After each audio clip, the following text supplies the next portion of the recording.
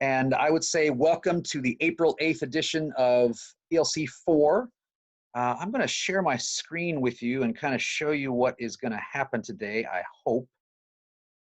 My goals for the day, anyway. That's not it. There we go. Okay, so in your course website, you've got this module. It's called Equitable Grading. And what I've decided to do, I know you're in the integrated curriculum class. I know you're designing a curriculum with other people in your group and kind of putting all that together. So I've decided to kind of parallel that a little bit in terms of, and we discussed this a couple weeks ago, but if this was real, if this was you in your classroom, how would you choose to look at grading these things that you're putting together? You're putting together really wonderful stuff. You're integrating your curriculum. You're moving across the standards. You're creating really excellent opportunities for your students to learn. But then how is it that you're going to grade this stuff? So that's going to be the focus of this class over the next few weeks. So however much time we have left, okay? So last week I let you have some time to look at the idea of late work and do-overs in the module here. There's a page called Late Work and Do-Overs. There were 3 Rick Wormelli videos that I asked you to kind of take a look at. Today I've also added just an article for you to kind of peruse through here. When you click on this link, the wikibooks.org link, it'll pop up with this article, which talks about zeros and missing work. So I'm going to put you into small groups here in just a few moments, and I'm going to encourage you to at least skim that. It's got 2 different philosophies on here. For zeros, I'm not accepting late work. This is from Dana Camp, a high school chemistry teacher. And then I accept late work for some credit. This is Eldrine Wyrick. And, you know, so that just gives you some different opinions on that. In a few moments, as I said, I'm going to put you into some small groups, and I have a hot take on grades in terms of schools. And here's my hot take. My hot take is that in most schools, grades are a measure of behavior, not of learning. And so as a group, there's some things that I want you to really focus on using the stuff that Wormelli, I'm pointing at him, you can't really see me pointing at him, using the stuff that Wormelli talked about in the videos, using the stuff that you can glean from this article. The hot take again, grades in most schools are a measure of behavior, not of learning. So your small group, I want you to kind of take a look at my hot take, and I want you as a consensus to come to where you are as a group from a scale of 1 to 10. 1 to 1, I mean, that's completely false. Dimit, you have no idea what you're talking about. 10 meaning like it's absolutely indisputably true. There's no way it could ever be false. So within your groups, what evidence or experience do you have to back up your claim? And within your groups, come to consensus on a number. And then within your small groups, I also kind of want you to talk about these questions. And those questions would be, does the grading system you have experienced in school settings relate to the banking model of education? Are we still remembering what the banking model was? If not, I'll let you ask some questions here in a second. Is it possible to make grades 100% equitable for all students? Why or why not? That's a conversation to have in your smaller groups. And then this one to kind of focus in the small groups, but also talk about your own future experience. Because guess what? Here in like 2.5 years, you all are going to be out in your own classrooms, doing your own thing with your own students. I see some of the faces, but it's true, you know, not that much longer from now. Have you ever really thought about what you're going to do with this stuff? And have you ever really thought about it in terms of equity for your students? How do you plan to handle the following things? Late work, do-overs, zeros. I used to call those holes in my grade book. I'll explain that when we all come back as a full group. And then what's the reasoning that you have behind your policies on each of those things? You might not have ever considered that before, quite honestly, but it's going to come into play, and it'll probably come into play pretty quickly for you as a teacher as you start out, because there'll be students that don't turn stuff in. And how are you going to handle that? What's your general plan for those things? Now, the other thing that I'm going to ask you to do in your smaller groups, I'm going to go back to the module here for a second. I'm going to need you to do some sort of a check-in for your small group so I can kind of get a sense of who's here and then who needs to keep doing stuff for outside of class. My promise was that if you were here, you wouldn't have any real homework except to watch videos and read the stuff. That's still true, but I need you to do a check-in as a small group. okay? So in the time that I give you, and it's probably gonna be about 15 minutes or so in your small group to kind of hash these things out, one person in the group, I need you to kind of to bite the bullet and kind of do this thing here. You can see it. List the names of all your group members, and then as you guys talk about the hot take, what's your group's consensus, and then you can bullet some evidence or experiences that you have to back up that claim. Just one person in the group needs to do that, but everybody's names need to be mentioned. Does that make sense? What I'm saying there? Okay. I'm going to stop my share here for just a second. Are there questions about any of those things that I just talked about there? Okay, so I'm going to give you guys, I'm going to put you into small groups. It's going to be a random thing. The Zoom can do it, but it's a random grouping of people. I'm going to try to just do three group members, depending on how it shakes out. I'm going to give you about 15 minutes, maybe a little bit longer in the group, but probably right around 15 minutes to look at all those questions, get that hot take recorded. Then we're going to come back as a full group and just kind of hash some of this stuff out, and then you're going to be on your merry way. Okay, so that's the general plan for today. While you guys are in your small groups, I'm going to pause the recording, but let me figure out how to do the breakout rooms here. There's 16 of you guys. So I'm going to do either 3 or 4 in each group, is how that's going to work out. And if you need to, here's what I would suggest you do. You spend maybe a little bit of time kind of rehashing the videos. There might be some folks that haven't had a chance to watch all of them through. Kind of rehash the videos. You can share screens and watch quickly some of the stuff if you want to. Take a look at that article. Just do a quick skim through. There's, like I said, 2 different takes on accepting late work. One is from the chemistry teacher that says, I'm trying to replicate the real world experiences. You know, people aren't going to accept your late work in the real world. Why should I accept it, you know, in high school? The other flip side of that is, of course, I'll accept your late work. There are situations that maybe you can't control that lead to that. There's also some stuff in there about Rick Wormelli and how he thinks that even in the framework of zeros, you shouldn't do a 0. You should do only a 60% in there, and you can kind of flip through that, and each 0 becomes a 60, and he's got some reasoning behind that. Not sure exactly where I fall on that, but I'd be interested to get your takes on that as we come back in a full group. Okay, so about 15 minutes or so. I'm going to create the rooms now. As soon as you all are off, I'm going to pause the recording, and I'll come back to you, like I said, in about 15 minutes, and we'll just hash some stuff out in the large group that you talked about in your small groups. Okay, so creating the rooms. See you on the flip side. That's from the 80s. You guys don't remember that saying, but that was a thing. So.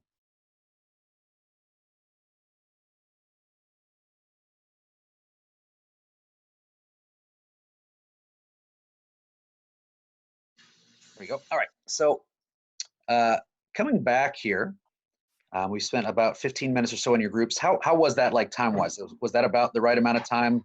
Were there like some people staring at each other awkwardly for the last 5 minutes? Hopefully not too much. I tried to give you enough stuff to kind of get you through. Oh, people are having thumbs up. Wait, oh, is that what the reaction is? Oh, that's cool. Okay, that's awesome. Waving, thumbs up. Okay, that's totally not going to show up on the YouTube video, I don't think, but that's pretty amazing. All right, so oh, that's my new learning for the day. But what about your new learning? See, there's a segue. That's a good one. Let me share the screen again here, and let me just kind of maybe run through some of these things that I asked in the late work and do-overs.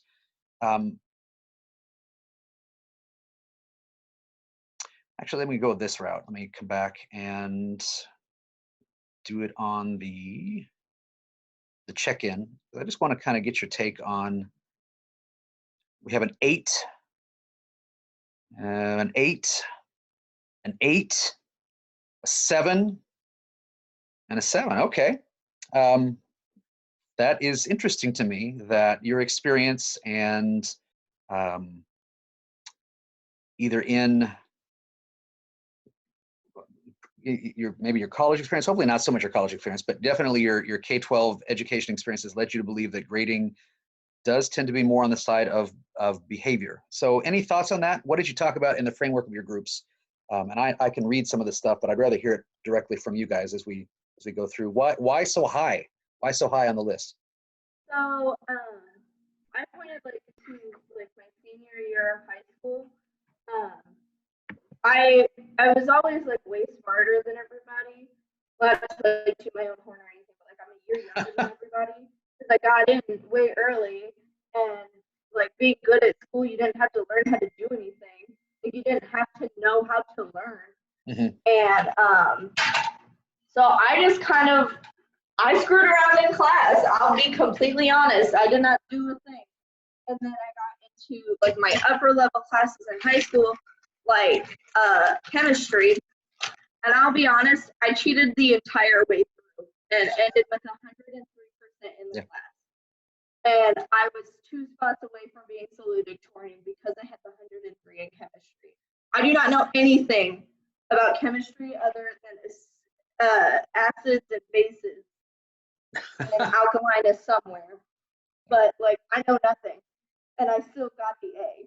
So yeah, so much of the time that actually speaks to I did not cheat my way through chemistry in high school, and all I can tell you is that there's alkalines and bases. That's all I got too. So we learned about the same thing. So yeah, there are, do the stuff, get it done on time, turn your stuff in, get your A. That's really more behavior oriented. That's true. Other thoughts on that? Any similar experiences? Anything that stood out that was a difference in your high school or your elementary experience? Quentin, what do you got?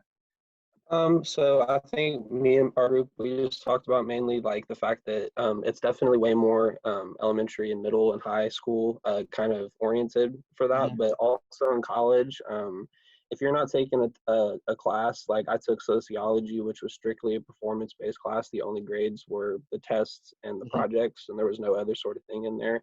But a lot of the time, you have participation grades, you have attendance grades, and then they offer, you know, out of class help, professor office hours, SI sessions, things that will boost your grade if you behave in that sort of way. You know what I mean? You put that effort out there. So it is sort of performance. Oh yeah. It is sort of that thing, but there is sort of that element still of you have to behave. If you behave a good way, if you behave as a student and you don't behave as just a, you know, person just going through the classes, you're probably going to get a better grade than if you were just strictly just doing performance-based assignments. Yeah. So let me that's an excellent point, like a truly excellent point. So, but let me say this. I don't think that grades should be used for behavior, but I also think that you as a teacher need to be monitoring, and I do think that student behavior counts for something. So well, and behavior and grades are 100% correlated. You know what I mean? If you have that good behavior, if you're being a good student, you're going to get good grades. You're going to have that sort of thing. Yeah. So that's the old administrator in me coming out, is that, you know, I 100% agree that grades and behavior, they're really related to each other. But by the same token, you as a teacher can't maintain your classroom in such a way that would say that it's a safe space for students. Then that's a bad deal too. My hope is that in this class in particular, we think about ways to separate those things and yet still do well. You know, and the segue I have for that is what I want us to talk about next week, which is standards-based grading. How do you divorce behavior and grades? Well, the trick is you focus on the standard. Can the student meet the standard? That's the trick. But that's a whole other situation, a whole other conversation. So that kind of leads us into next week in that way. But Quentin, that's an excellent point. So other thoughts on this, and then we'll probably move on to some of those other questions so I can get you out at a reasonable time here.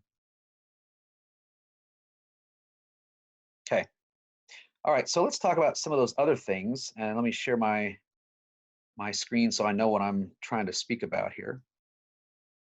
Let me go back out of this, sorry.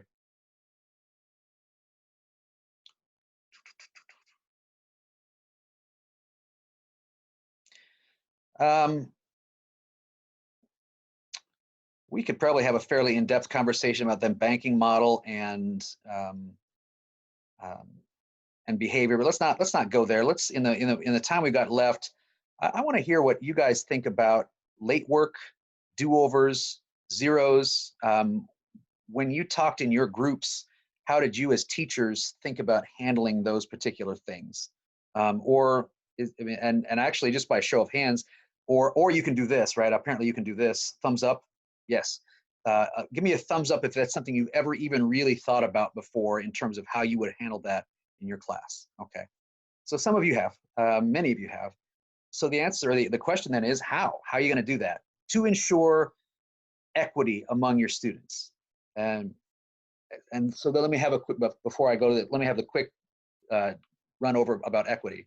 So much of the time, my experience anyway, and maybe yours will be different, I bet not, but the reason that students weren't turning stuff in a lot of cases, didn't have any real correlation of whether they knew the stuff or not, okay?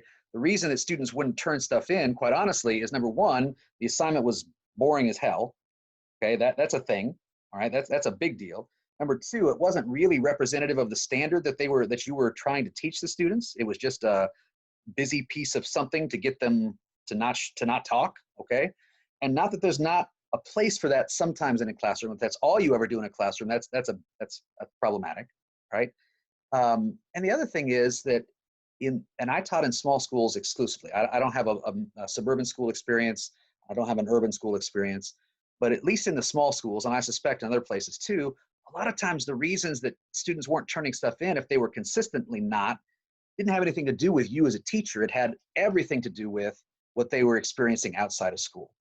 So that's what I mean when I talk about equity, and sometimes how equitable grading should take that into account, but we don't always. So having said all that, what's your plan? How are you going to do it? What's your thing as far as late work goes? So, like, we had a group of all, like, fine arts ed kids, and mine is speech theater ed, and I'm going to be, like, a debate and drama teacher. Well, let me pause you, Rhiannon. Can you speak a little closer to your computer? Yeah. There we go. Okay, yeah, you're good. But you can't rush art, is kind of like what the fine arts kids kind of came to. Like, with mine, there's not really, like, a very, very specific deadline. It's, hey, you need to have a really good case done before you go out and debate this weekend. And there's a tournament almost every single weekend. Right. So in the end, you only have to go to like 2 or 3 tournaments. So as long as you get those 3 and you're putting in effort, then there's no real late work. Okay. So what I heard from that, I heard it all, but the takeaway, there's no deadline for creating art. Is that what you can't rush it? Like, can't rush art. There we go. That's right. So yeah, I mean, if you're gonna have a deadline, it needs to, like, you have to make sure that in your classroom, you have set aside the time that they can do it. And at some point, everything's due. I mean, at some point, it's got to be there because the year ends, right? A good way to do that, if you have the big summary assessments at the end, the summative assessments at the end, a good way to do that is formatively assess throughout, have little check-ins, things along those lines. That's a way to make your grading equitable. Specifically about just do-overs, did any of you come from schools that allowed do-overs?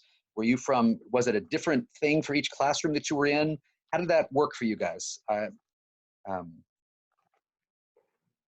in general? Bailey, what do you got? Well, like, a lot of my, like, teachers in high school, like, I kind of knew that, like, they'd accept it. Like, if you really, like, if you reached out to the teacher, like, hey, I didn't feel like I did very good on this, can I try again? Ooh, like, a lot of teachers were really lenient on that. The only one I can, like, really, like, give a good example of is, like, my chemistry teacher. Like, I was not good at science at all. And so I redid a lot of experiments because I, like, messed them up in class really bad, and then we'd be out of time. So he'd let me come back, like, after school or, like, during, like, our, like, free period and, like, try again. Yeah. So what I would say to that is that teacher answered the question, is it about the grade or is it about the learning? If it's about the learning, I would think that you would want your students to be able to do it until they could understand it. If it's about the grade, then, here's the cutoff. Sorry, policy, can't open it up anymore, or whatever, okay? And not that there sometimes isn't a place for that too. There's no absolutes. That's the other thing. There's no real absolutes. There's just philosophy, right? And how are you going to enact that philosophy in your classroom? when I first started teaching, I was very much about the opposite end of that. Oh, you didn't get it done. Sorry, what can you do? As I started to understand how students were really affected by other stuff, you know, I don't know why it didn't occur to me until later on in my teaching that it wasn't just about the stuff that happened in my classroom. It was also about the stuff that happened outside. How do you take all that into account in order to produce the most accurate grade that you can? You know, that's the thing. That's equity. That's being equitable. And I think we really will get into that starting 2 weeks from now when we visit each other again in terms of the standards-based stuff. So I'm intrigued to have that conversation too. What time is it? Okay, it's about 10 minutes left here. So let me any final thoughts on what you talked about in your groups? Make sure that every group has their stuff recorded, not individually, but just as a group. Make sure that all your names are there and that you've got the stuff. Any final thoughts about this before I kind of turn to what we're going to do in the next couple weeks? Okay, thank you for these conversations today. I appreciate that. Let me share my screen with you one last time here. So now next week, we're not face-to-face. Next week is you on your own. And we're going to go back into just the module that says equitable grading. That's the only one we're going to focus on for the rest of these weeks. And you'll open up standards-based grading and stuff will be there. I haven't put anything in there yet, but I want to introduce you to the concept of standards-based grading, how it's used. You'll probably see some more Rick Wormelli stuff because I'm a big fan, just an absolute big fan of how he approaches education and scoring and grading and what that's all for. So you'll see some stuff in there. Next Wednesday will be your time to kind of read through that, watch the videos that I put up there, and then we'll come back 2 weeks from now and we'll have conversations like we did again today, okay? And then once again, as I said, it's not gonna be about turning anything in. If you come and talk and you're in the class, you'll do the check-in and that's what you do, okay? If you're watching this video and you weren't able to come into the class Zoom session, you'll also respond to the check-in, but you just have to do it individually. So one last thing that I'll pop up here. This is from I found this on Twitter. This is from Becky Albright, who is the Maryville school superintendent. And it kind of leans into what we've talked about. I'm talking about grades mostly in the course of a regular school year. But now here's the other thing. This is a philosophy too. If teachers are assigning grades right now, what they're grading is privilege. Without the equalizing force of the school building and its services, limited as they are, teachers are grading on access to technology, Wi-Fi, food, housing security, ableism. There's all different kinds of equity when it comes to grading. And I thought that I would pass that along, especially in this time. We talk about behavior and all that. I mean, essentially, this class has been reduced to a behavior grade. I mean, you're going to get a good grade. It's going to be fine. But and it shouldn't necessarily be about that. So I realize that there's some hypocrisy even in what I'm saying versus how this class itself is being, rated. But the other thing I would say about that is I'm really trying to take into account all the stuff that's happening. And that's why we've done the things that we've done. So I appreciate you guys very much. I hope that you are able to stay safe as much as possible. That includes, staying home as much as possible, which I realize is not an option for some. Just because you got to live and work and all that sort of thing. But do stay as safe as you can. Hopefully, we will get to see each other face to face really soon, and by that I mean the fall, and we'll be able to run across each other's paths again. I appreciate you all and hope that you will have as great a day as you can. Remember, we are not meeting face to face next week, but we will have stuff that's out there, and I'll try to remind you via email while that's going on.